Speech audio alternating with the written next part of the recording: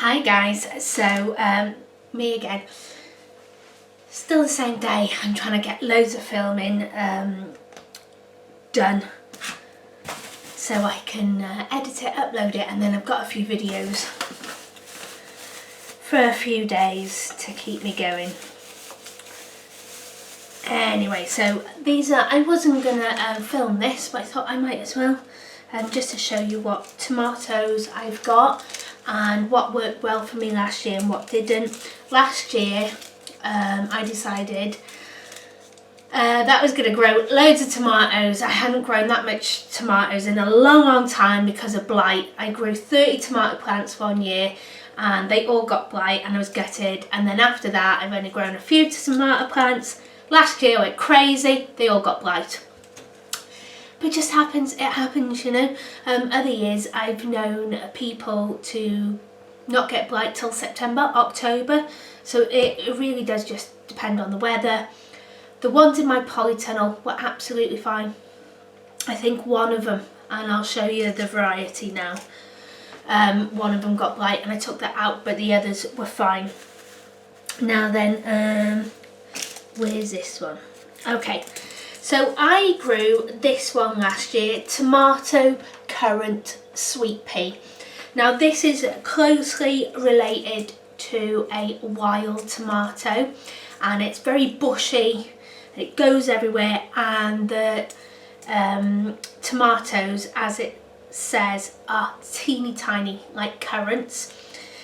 I wasn't that keen on it because the skin was really tough. For a tiny tomato, I didn't think it'd be that tough, but the plants absolutely got annihilated by blight, all the plants, but it didn't affect the tomatoes. The tomatoes were fine, not one tomato got blight. The whole plant did, but not the tomatoes. So, you know, if you want to give that a go, give it a go. But I won't be doing it again this year. I also got tomato indigo pear drops, and these are little yellow pear-shaped cherry tomatoes, and they've got like a purpley tint to them, and the plants got blight. And because of the colour, you couldn't tell if the tomatoes had got blight or not, if it gone onto the tomatoes. And I picked one and cut into it and it was blight. It wasn't the colour of the tomato, so it put me off them. So I won't be growing them again. Not just yet anyway. So these are the yellow ones that I usually grow, and they're called Yellow Delight. And these are really good against blight. They're really tasty. You get loads of them on one plant, and they are gorgeous, so I will be. And they're really good for growing outdoors. And don't grow these inside, I grow them outdoors and they're amazing. Another one I tried last year was Gardener's Delight, and again they were amazing. I think I grew this in the polytunnel, and it did really well and it was lovely. But you can grow this outside, and I know a lot of people grow this variety for bottling because of the high acidity in it, but it's really nice to eat fresh as well. And then I've got a red cherry tomato, and I've also got a tomato moneymaker. Now then, I was so excited about this tomato last year, and it's called Rosella, and it was like a pinky tomato, and this got blight first before any of my other tomato plants. Before I'd even heard that there was blight in the area, this one got struck, and this is the one that got blight in my polytunnel as well. So I'm absolutely gutted because it looks a beautiful tomato. I've seen other people grow it, but for me it wasn't great. I don't know if the blight is in the seeds. I don't know if that's how it works. I really don't know, but it was really bad for me last year. And you know, blight is one year it's crazy, and the next year it's fine, so I don't know. But yeah, I won't be growing that this year. I might give it a go again next year. Now then, which one was I going to do? Early cropping, this one. So I'm going to do this one now.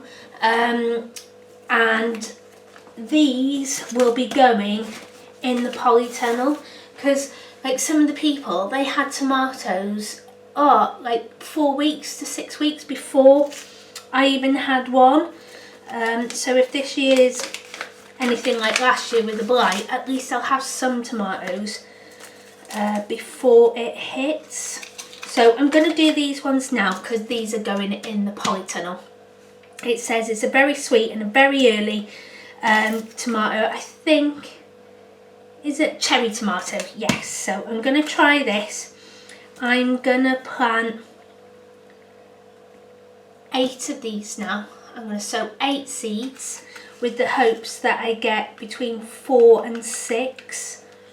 Just because that's how much room I've got in the polytunnel for these tomatoes, because I want my aubergines in there as well.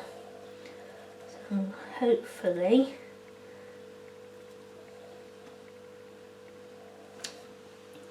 and these seeds are teeny tiny.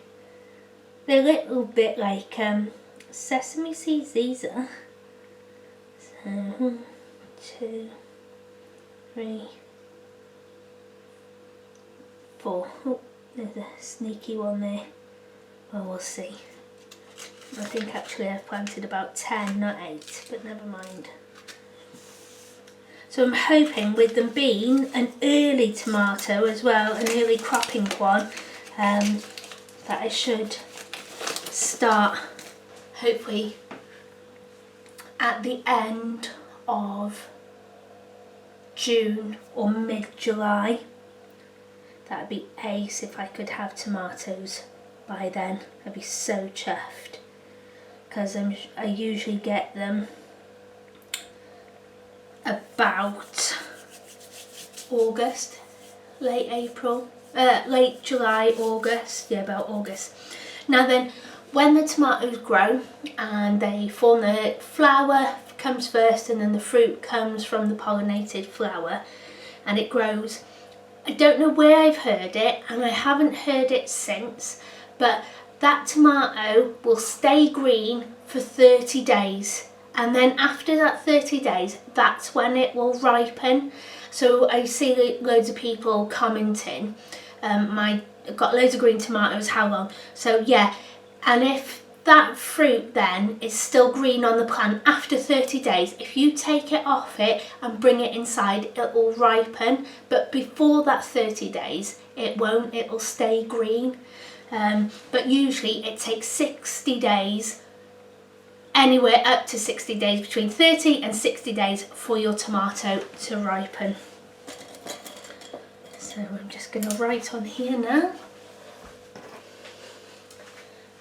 Red cherry tomato.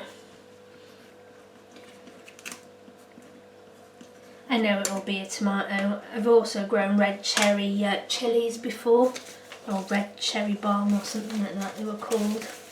Tomatoes need heat to germinate, so they will be going in my propagator, and hopefully in a couple of days, in about a week, hopefully just a couple of days I wish, about a week, 2 weeks I think they take to germinate, fingers crossed. Yay, it's growing season guys! Right, put this in my propagator. Thanks for watching, take care, bye!